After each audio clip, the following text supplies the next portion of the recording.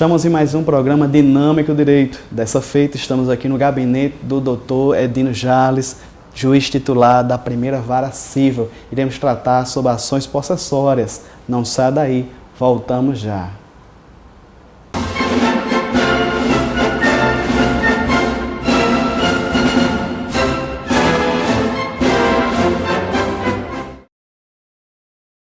Estamos de volta com o programa Dinâmico Direito. Nessa feita, estamos com o Dr. Edino Jales, como nós falamos, é magistrado estadual, mais precisamente da comarca de Mossoró, mas também atua em Upanema. Ele também está acumulando as férias do Dr. Eval na segunda vara civil, um homem muito ocupado, mas que nos abriu as portas do seu gabinete para que nessa entrevista nós possamos, doutor Edino, ser enriquecidos. O público de casa é um público muito diversificado. Nós temos acadêmicos de direito, nós temos da sociedade civil interessada, profissionais liberais e uma temática muito forte. Até hoje, modernamente, é muito forte quando fala de posse, de propriedade. Há muita confusão, doutor Edino, entre esses dois institutos e vamos precisar da sua ajuda. Mas, antes de tudo, nós gostamos de conhecer a pessoa do entrevistado. Doutor Edino, o senhor é natural de onde? Eu sou natural de Caraúbas, aqui do nosso estado, do Rio Grande do Norte. A sua família é de lá, é daqui, é mista? De lá, de Caraúbas, né? Caraúbas e Ciestagino. Muito bem. Mas a sua formação, a questão educacional, o senhor prestou aonde? Mas eu vim muito cedo para cá, né? Aos 5 anos, e minha infância, adolescência e agora a vida adulta foi toda realmente aqui na cidade de Mossoró. Muito bem, doutor Edino. E no caso, a faculdade, o senhor é daqui mesmo? Aqui mesmo, da UER, nossa Universidade Estadual do Rio Grande do Norte. Tem muitos profissionais, professores, egressos também da UER. Nós tivemos até bem pouco tempo o doutor Hamilton, sobrinho, que é magistrado do trabalho e também saiu da UER, tem toda a convivência e o senhor não faz diferente. O senhor com sua competência, doutor Edino. E como a gente falei, muitas ocupações, mas o senhor prestou concursos. Qual foi os concursos que o senhor prestou antes de magistrado? Não, realmente, na época de concurso, ao estudar, né, a gente presta concurso para várias, fiz para advogado da União, fiz de promotor de justiça, né, mas meu objetivo realmente era a magistratura. O senhor chegou a advogar também? Advoguei desde que saí da faculdade, né, mesmo tentando estudar, conciliar as duas atividades, até ingressar no Ministério Público aqui em 2002. E então veio a magistratura. Foi em que ano, doutor, que o senhor ingressou na magistratura? Pronto, aí eu prestei o concurso, em 2004 é que eu assumi como juiz substituto aqui do Rio Grande do Norte. Já faz em média 12 anos. Perfeito. Muita experiência, muita história para contar. Mas, doutor, entrando na temática delicada, como a gente fala, porque há muitos conflitos. Eu acho que desde quando fala de gente, fala de civilização, doutor Edino, existe conflito de terra, de saber de quem é quem, quais os institutos. Antes era a questão para defender se era a legítima defesa daquela propriedade. Cada um se defendia da maneira que queria, e havia guerras, a autotutela, né? Havia conflitos. Mas, doutor Edino, nós temos institutos, nós temos o direito para alcançar a sociedade, essa questão da barbárie, né? Nós deixamos para trás. E nós temos nosso direito, no caso processual civil, o direito civil também reconhece a posse de terra e a propriedade. Eu queria que o senhor diferenciasse para nós agora, para o pessoal de casa, a diferença de posse e propriedade, porque há muita confusão. Perfeito. Primeiro, agradecer imensamente o convite, né?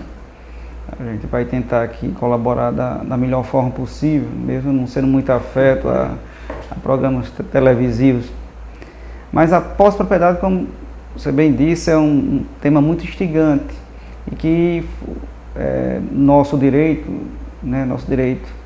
veio se inspirar justamente no direito romano, né, onde já o direito romano tratava da posse e propriedade como institutos distintos, né? E é nessa ótica que nosso direito, com o Código Civil de 16, né, e agora nosso novo, ainda recente Código Civil de 2002, vem também fazer essa diferenciação. A posse é, na verdade, um direito que o Estado teve que chamar para si a proteção, né? Ainda que prevaleça o direito de propriedade, né? Para conceituar melhor, né, o direito de propriedade é um direito real, um direito de domínio, né, onde quem detém aquela coisa poderá usar, gozar, dispor da forma que bem quiser. Hoje é que esse direito de propriedade não está totalmente ilimitado, né? Hoje a nossa Constituição, e como o senhor sabe, né, a doutrina já tem essa visão que o direito civil ou qualquer outro ramo do direito, ele tem que ser interpretado à luz da Constituição Federal. E nessa hermenêutica é que surge a função social da propriedade, que o Instituto altamente é muito importante e que pode causar muitas vezes confusão ao cidadão leigo, onde ele pode ter dúvidas, como eu tenho minha casa, mas o Estado me impõe a fazer isso ou aquilo, então isso pode causar muitas vezes confusão, mas hoje é inerente ao conceito de propriedade, né? Essa limitação, essa função social que todo o dono, né, tem que hoje observar, né? Mas voltando à diferenciação, sendo a propriedade um direito real, um direito protegido pelo Estado, que você pode dispor, vender, você pode transferir, hipotecar, que a gente pode analisar isso um pouco mais à frente. Mas ao lado desse direito existe a posse como uma realidade, né? O que o Estado não poderia deixar de proteger. Como posso transmitir isso aos nossos telespectadores? A posse, antes de ter esse reconhecimento, era um fato. Como você bem diz, a propriedade, os bens econômicos geram conflitos, né? E nessa dinâmica, a posse ela surge como um fato que ocorre, ou seja, do apossamento violento ou clandestino, né? Ou então do abandono e alguém vem a dar uma destinação. Então, dentro dessa realidade que já vem realmente há muitos séculos, né? O nosso direito positivo, o direito brasileiro também veio, claro, prever essa proteção a esse instituto, né? Que a posse seria o exercício por alguém que não é o proprietário, mas que age como o dono fosse, né? Exercendo algum ou todos as características do direito de propriedade, ou seja, utilizando, dando uma destinação econômica, morando, enfim, dando a aparência de como o dono fosse. Traduzindo para palavras mais simples, seria isso. Doutor Edinho, nessa linha de pensamento sobre a posse, no direito existe a diferenciação de posse de boa-fé e posse de má-fé. Nos ajude a definir, porque acho que vamos ter que recorrer a esses dois conceitos mais na frente. Com certeza, essa característica da posse, ela marca e ela vai nos interessar para muitos outros institutos jurídicos, né?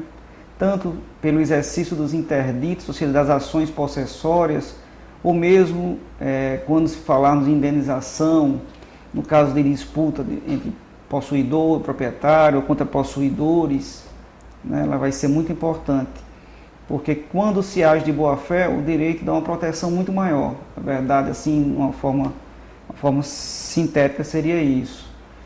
Mas a posse de boa-fé, quem age de boa-fé é quem não conhece algum vício em relação àquela propriedade, aquela coisa. Então, antes de falar em boa-fé, nós temos que obrigatoriamente dizer que a posse, ela nunca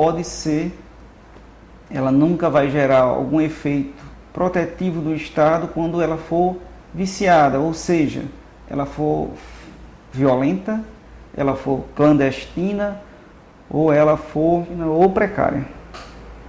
Ou precária. Então, quando ela tem esses vícios, ela não poderá ser de boa fé, porque aquele detentor, aquela pessoa, ou por ela própria ter tomado violentamente a coisa, né? No caso, um imóvel, ter invadido violentamente, expulsado o seu dono, ou quando fez isso às escondidas, né?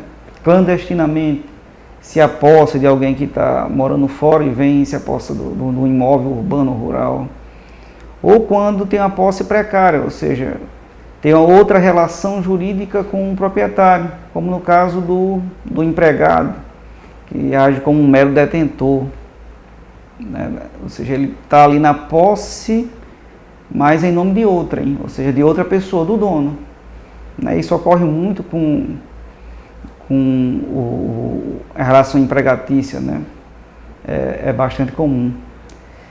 Então, quando se fala em boa-fé, é de alguém que não agiu dessa forma, nem violentamente, nem clandestinamente, nem exercia de uma forma precária aquela posse. Então, essa é a primeira distinção entre a posse de boa-fé e má-fé. Né? Má-fé age quem justamente agiu dessa forma, ou seja, tomou-a pela violência, pela ameaça, ou agiu às escondidas, ou mesmo tinha outra relação jurídica de uma forma precária. Doutor Edino, ainda esclarecendo, doutor Edino, vou dar um exemplo prático. Essas pessoas que compram casas financiadas, um exemplo, Minha Casa Minha Vida, e passa a procuração para outrem, a pessoa que está recebendo essa casa, doutor Edino, na sua concepção, age de boa fé ou de má fé? Olha, quem vende realmente está agindo porque está agindo de má fé, porque ela tem ali ela tem uma limitação, né? Uma limitação porque ela não poderia vender, né? Mas infelizmente a realidade é dinâmica, né? A gente muitas vezes se depara com o que a gente conhece, as pessoas falam, a imprensa fala de contratos de gaveta, né? Que é muito comum alguém vender para uma pessoa X, mas a pessoa X depois de muito tempo vende para Y, e assim cria-se uma cadeia, e só muito depois, e aquela outra pessoa que já vem ali há muito tempo na posse, né, é quem vai ser instigada a sair. Muitas vezes o órgão financiador entra com ação para reintegração de posse, ou mesmo se depara diante de uma alienação judicial ou extrajudicial do imóvel. Muito delicado, doutor Edino, tem que ver o caso concreto, né? Cada caso é um caso. E no próximo bloco, doutor Edino, nós vamos tratar sobre as ações possessórias em espécie, né? A reintegração, manutenção, interdito, proibitório, são palavras que nem todos os ouvintes vão entender, mas a gente vai, com a ajuda do doutor Edino aqui, dissecar essa temática. É muito importante cada uma dessas modalidades para que o ouvinte possa entender, o estudante de direito possa ter uma visão mais clara dessas temáticas. Não sai daí, voltamos já.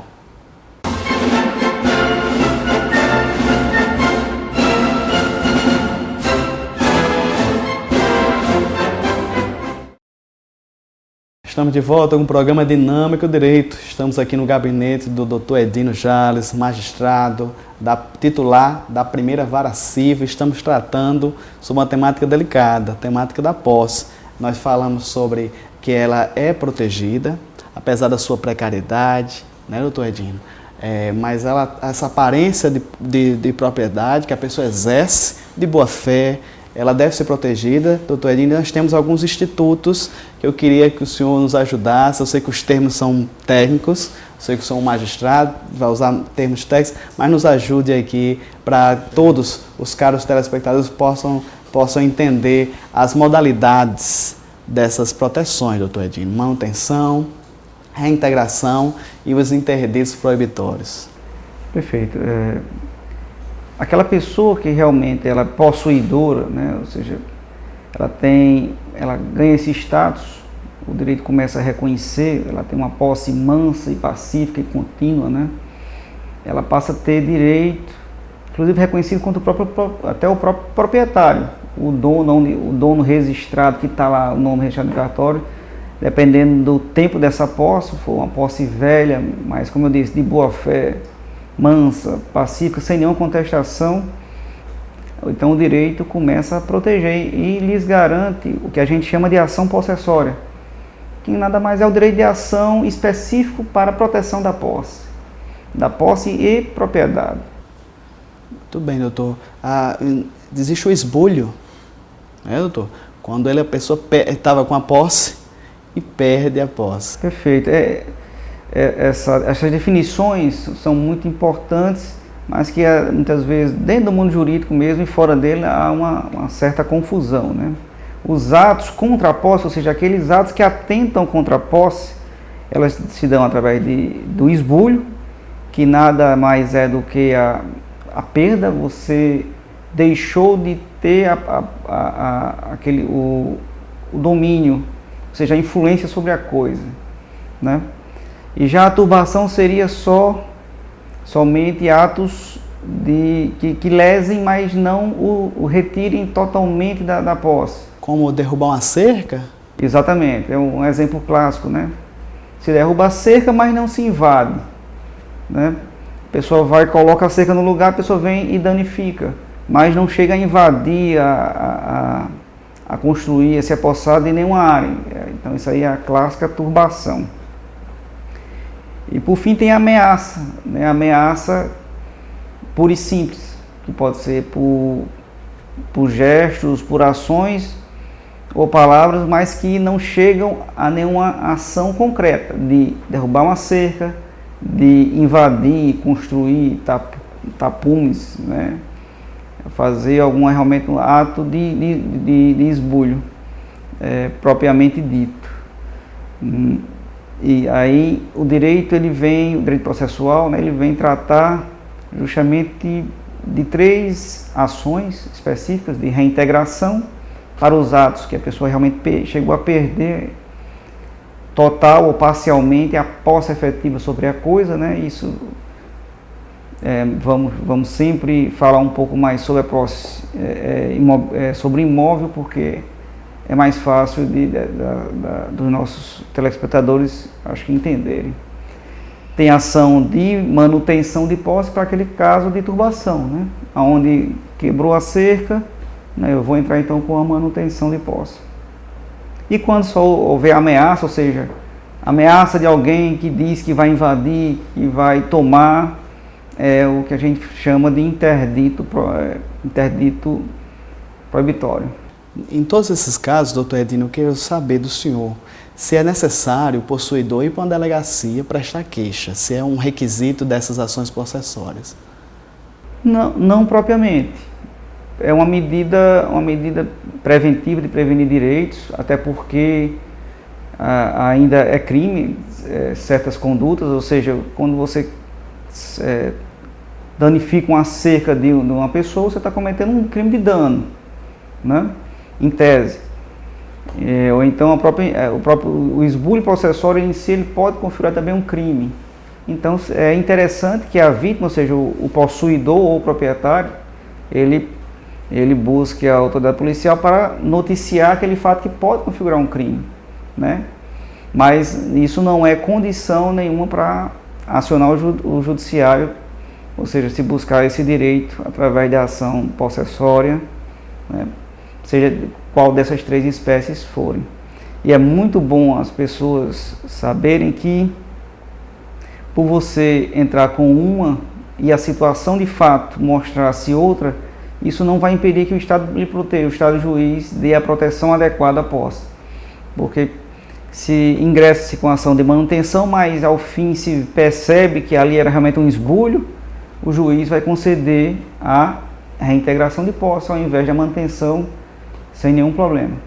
Ou o que era ameaça se tornar uma ação concreta, ou seja, você ingressa com a ação de interdito, mas o agressor, o invasor, ele vem realmente a concretizar esse ato, então o juiz vai reintegrar ou manter o possuidor no exercício da posse sobre a coisa. Doutor Edino, essas ações possessórias têm algumas peculiaridades, que é o que o senhor falou muito rápido, mas eu quero que o senhor agora se adentre mais. Força velha, ações de força velha e força nova, já para entrar na questão das medidas liminares. Perfeito. Isso é uma questão que o nosso Código Civil, ele definiu para efeitos da utilização das liminares, da medida liminar, né? Que é a questão que a doutrina veio a classificar como posse nova e posse de força velha. Porque um possuidor ou o proprietário, é bom que as pessoas saibam que o proprietário, ele é possuidor, antes de mais nada, né? Claro que ele tem todo o direito sobre a coisa, ele também é possuidor. Isso é inerente ao direito de propriedade. Então, tanto o possuidor que não tem propriedade, como o próprio dono, né, aquele que é o dono, então, tem o direito de reivindicar a coisa, reivindicar no termo de perseguir por ela, perseguir a sua reintegração, manutenção de posse. Só que nessa ótica, quem vai defendê-la após alguém, digamos, invadir, vamos a um exemplo da invasão, né? Só vai entrar com esses institutos processuais após 1 ano e dia. Então aí ele não vai ter direito ao que a gente chama da liminar, né? O juiz não vai poder deferir essa liminar, porque se trata de uma posse velha. Mas isso não impede que ao final seja ali protegido quem tiver melhor posse. Ou seja, quem realmente estava de boa fé, que tinha boa fé, poderá ao final ser reconhecido como possuidor, mesmo que ele não seja garantido a ele uma liminar para uma integração imediata, por exemplo. Doutor Edino, na concessão dessas liminares, o senhor como magistrado, tem alguns colegas que antes pedem uma audiência preliminar. Cada caso deve ser estudado, doutor Edino. Já existe possibilidade de, sem ouvir a outra parte, sem ouvir o réu, o senhor já pode conceder a liminar? Perfeito, é muito bem lembrado, né? Para a concessão da liminar, além dos requisitos, poderá o juiz, se entender que eles não estão imediatamente provados, poderá designar uma ação de justificação prévia, né? Porque, como a gente falou, a posse é uma situação de fato, um fato que muitas vezes não está documentado, né? E que pela situação narrada leva o juiz a, antes de mais nada, querer uma instrução, uma cognição que a gente chama sumária, que é uma audiência preliminar para ter a oitiva de testemunhas que possam verificar esses requisitos legais. Então, por se tratar de uma situação muito comum, que é uma questão que a gente chama de questão de fato, né, que muitas vezes não é provada por documentos, né, ou propriamente por outros meios, geralmente se exige essa justificação. Mas isso não é também uma regra, né? Isso não é obrigatório. É muito comum o proprietário requerer a reintegração de posse e a gente vinha conceder só com base nos documentos apresentados, né? Isso aí também eu não vou nominar nenhum documento aqui, porque como você mesmo fala, é caso a caso, né? Vai ser um estudo do caso concreto é quem vai levar a esse juízo preliminar. Ainda, doutor Edino, sobre ações possessórias, a doutrina fala numa natureza dúplice da ação possessória. O camarada começa sendo réu, mas ele pode dizer o contrário, né? Ele pode provar, não é, doutor Edino, na contestação que não foi bem assim, né? Ele pode esclarecer o fato. Exatamente, muito bem lembrado, porque é inerente a esse instituto. O Estado ele quer proteger a posse como um fato social, evitar conflitos. E isso é muito comum. Quem não é, ou seja, um possuidor de má-fé, ingressar com os interditos, né, se achando que é direito. Mas o juiz vê que quem é realmente o possuidor de boa-fé seja o réu. Então o Estado, ele quer proteger realmente o possuidor de boa-fé.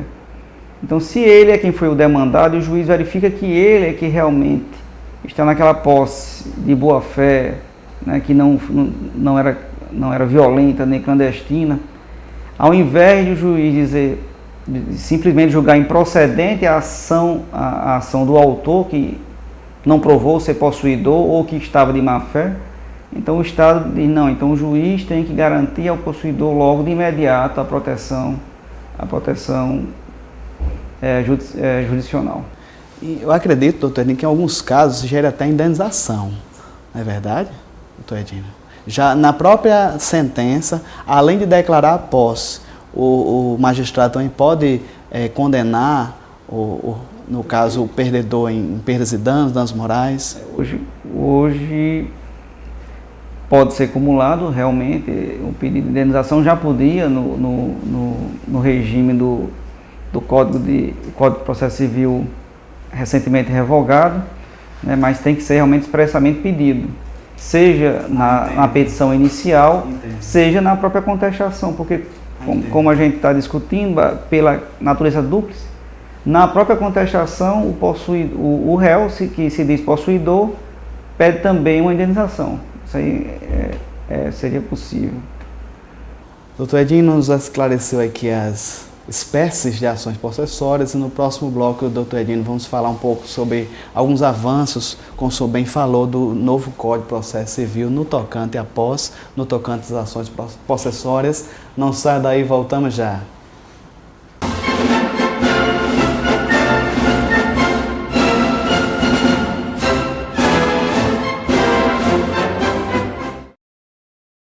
Estamos de volta com o programa Dinâmico Direito. Estamos com o doutor Edino Jales, magistrado titular da primeira vara civil aqui de Mossoró. Estamos tratando sobre as ações possessórias, verdadeira aula aqui, doutor Edino, e tivemos mudanças positivas. Na verdade, foi acréscimos, não foi, doutor Edino?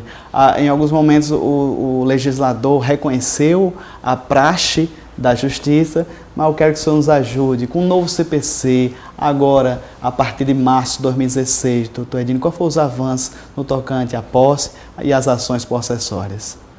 Perfeito. O nosso novo, recente Código do Processo Civil agora em vigor, ele traz uma inovação, né, da proteção da posse coletiva, né, diante da realidade social, né, e da função social que a Constituição confere à propriedade.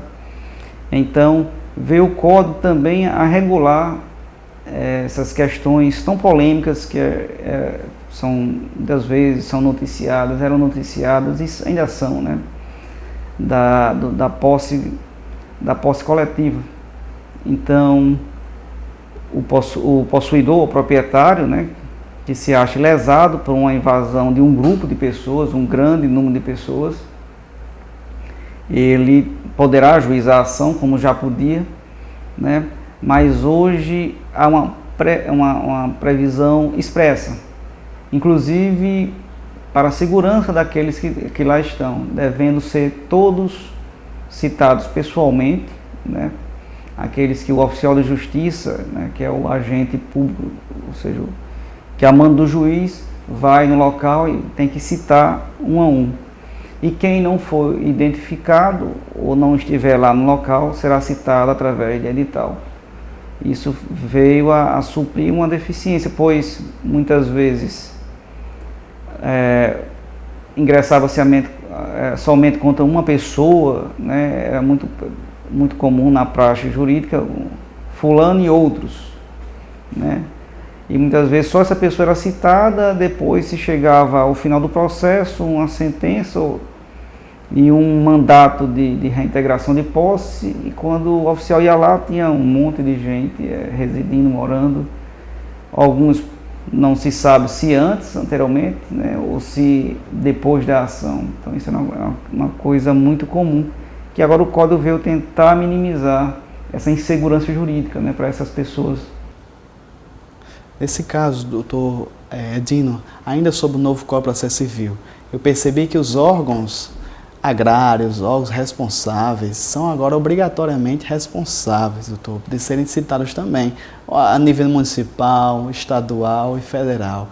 Como é que o senhor vê essa importância desses órgãos também participarem do processo possessório coletivo? Não, isso é uma necessidade por causa do interesse social, né? Nós temos a possibilidade da propriedade ela ser desapropriada para fim de reforma agrária, né? Ou desapropriada também para fins urbanos, para moradia, né? Então, como há um instituto paralelo, né? E na apropriação poderia se já dar ciência àquele órgão para que ele também atue, né, na sua esfera. Então isso é uma forma do Estado agir de uma forma mais harmônica, né? O judiciário atuando, deferindo direitos, e o executivo tomando ciência, ele já providenciando as políticas públicas, seja através da desapropriação, né? Seja através da recolocação dessas pessoas em algum projeto já existente, né? Então isso realmente é de grande importância para que o Estado haja de uma forma conjunta e efetiva, né? Dar efetividade aos direitos. O que eu achei interessante também, doutor Edino, é a possibilidade ou a determinação, orientação do magistrado sair do gabinete, né, doutor Edino, e olhar a situação em si, em loco, não deixar apenas à disposição do nobre oficial, mas ele também ir lá, talvez fazer uma audiência mediatória no próprio local. A inspeção judicial ela já existia, né? Agora se tornou de uma forma mais clara, mais expressa. O Código ele traz esse instrumento como dizendo assim de uma forma legal, olha, magistrado, procure atuar diretamente sobre o conflito, né? Não fique só dentro do seu gabinete, né? Isso é importante para se ver a realidade, que muitas vezes na letra fria do processo, do papel, né? Agora também no processo eletrônico, poderia ser que o juiz deixasse passar algum fato, alguma circunstância que pessoalmente ele tenha uma visão mais concreta, mais realística. Eu acredito, doutor Edino, que os outros órgãos, instituições como Defensoria Pública, né, Ministério Público, acho que deve ter uma participação muito forte nessas ações, né, coletivas. Exatamente. Nas ações em que esse grande número de pessoas seja demandado, o Ministério Público, né, ele tem que obrigatoriamente atuar como fiscal da lei, e também a Defensoria Pública, se esse número grande de pessoas for pessoas carentes, também obrigatoriamente deve ser citada para justamente que esses direitos dessas pessoas não assistidas, né, pelo Estado, de baixa renda, por exemplo, venham a ser protegidas adequadamente. Doutor Edino, aqui em Mossoró, graças a Deus, eu acho que essa realidade não é tanta, né?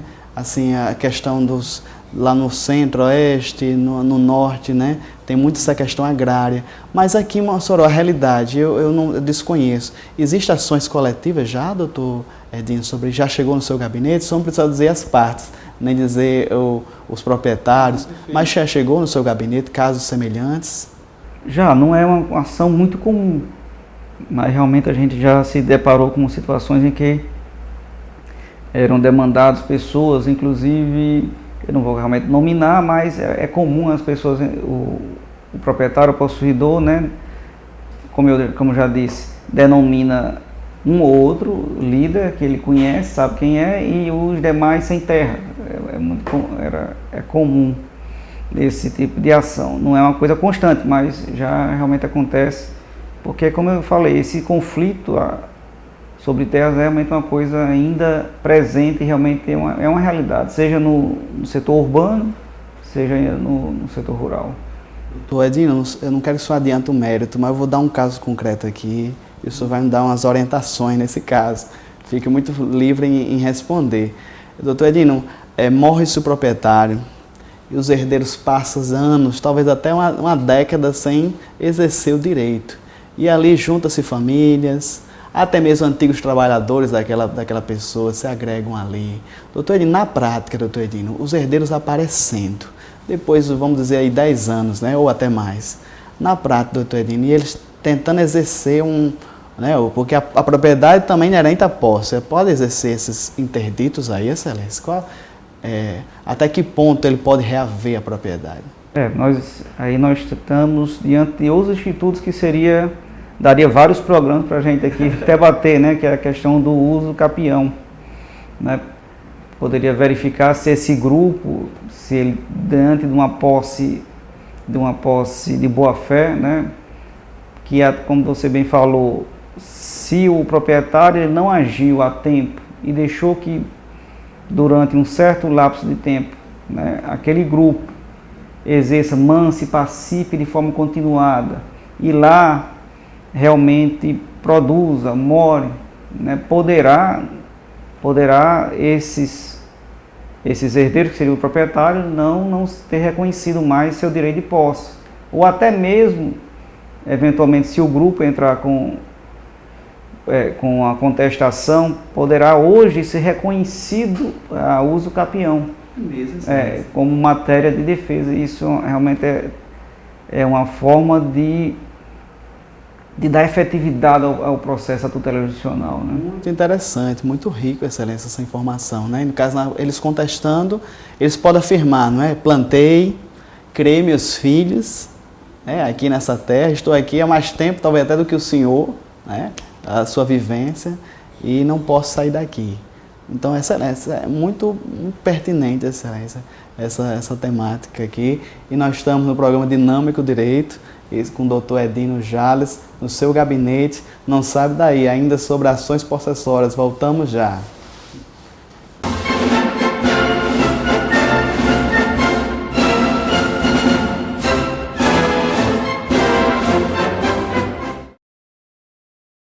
Estamos de volta com o programa Dinâmico Direito. Estamos no gabinete aqui do doutor Edino Jales, juiz titular da primeira Vara Civil de Mossoró. Estamos tratando sobre a temática atual e pertinente sobre as ações possessórias. Doutor Edino, nós estamos no quarto e último bloco. Já vamos para os agradecimentos, as considerações, mas eu ainda acredito que ainda resta nós conversarmos um pouquinho, doutor.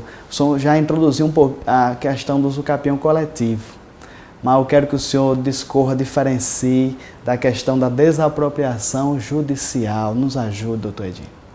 Perfeito. A desapropriação judicial ela vem como um novo instituto de proteção à função social da propriedade, né? Isso quero que o espectador ele realmente marque e se interesse de saber, porque realmente é de grande interesse social, né, que o proprietário ele realmente dê essa destinação, a destinação social. Ele poderá fazer o que quiser da propriedade, mas desde que atenda essa função social. E nessa perspectiva em que a Constituição e o Código ele introduz vários institutos de proteção a essa realidade social que a gente vive, né, surgiram vários outros institutos que já derivaram de outros. Por exemplo, o uso capião coletivo, né, que o Código de 1916 não previa, né? Era sempre situações individuais, de A contra B, ou contra A, B e C, mas não contra situações sociais que a gente vive, né, de um grande número de pessoas, e pessoas muitas vezes de baixa renda. E nós temos então esses institutos novos que a gente aqui na nossa região não é uma realidade judicial, aqui nos corredores do fórum a gente não tem muito desse tipo de ação.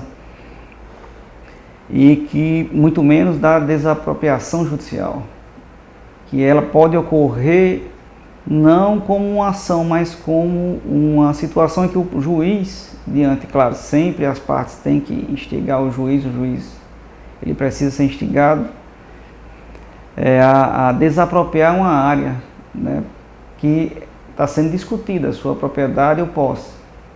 Então, o proprietário, por não ter dado uma destinação correta, né, ele perde a propriedade.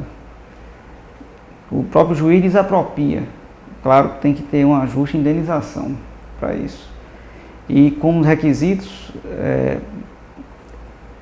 um grande número de pessoas tem que estar numa extensão de terra e ter dado uma destinação social e econômica àquela área, né, que o juiz entenda, claro, objetivamente, que é de interesse social. Então, ele vai poder desapropriar numa ação que muitas vezes foi iniciada não pelo aquele grupo, mas pelo proprietário que quer tomar aquela área de volta, né, diante de, muitas vezes de uma inércia ou muitas vezes uma omissão, né, do proprietário originário, né. Já o usucapião coletivo, ele é uma ação, ou seja, tem que haver uma iniciativa, né? O grupo, seja através de uma associação ou através da Defensoria Pública, né? Ele vai ajuizar essa ação de usucapião coletivo para aquele grupo, né?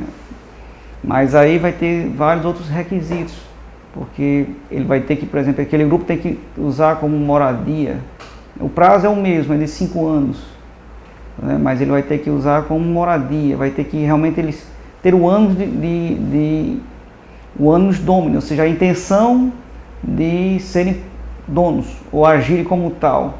Lá na desapropriação, não necessariamente. Eles têm que agir de boa fé, mas o ânus domini não propriamente. Então, reforçando, doutor Edino, é a questão dessa justa indenização, né, na desapropriação. O usucapião, como o usucapião tradicional, ele é mais como se fosse uma sanção para a inércia do proprietário, né? Ou seja, há a perda para o proprietário originário e uma forma de aquisição da propriedade para aqueles novos proprietários. Diante dessa inércia de você não agir, de deixar aquelas pessoas ali, então o Estado traz como fosse uma sanção para o proprietário.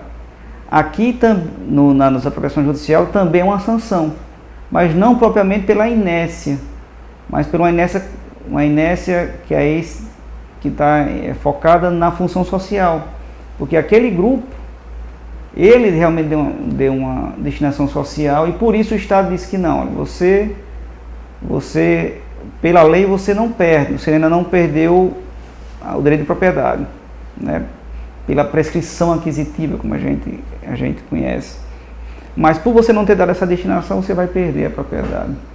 Aí no caso, Excelência, é a União que porventura vem indenizar esse proprietário? Isso é uma questão polêmica ainda, porque o Estado, código, é o município, quem é que vai indenizar ele? O código ele não fala expressamente, né? Ele não traduz. A doutrina criou a seguinte situação: se esse grupo de pessoas tem condições, eles mesmos queriam pagar a indenização.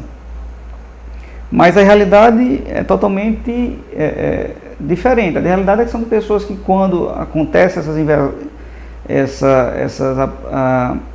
apossamentos coletivos, geralmente são por grupos de baixa renda.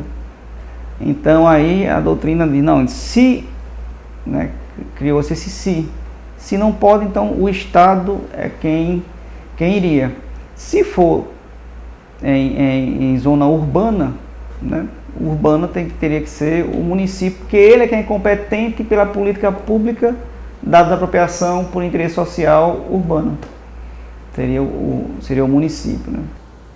Então tem a figura do município se for em área urbana, o senhor falou. Se for em termos de rural, seria a União. A União.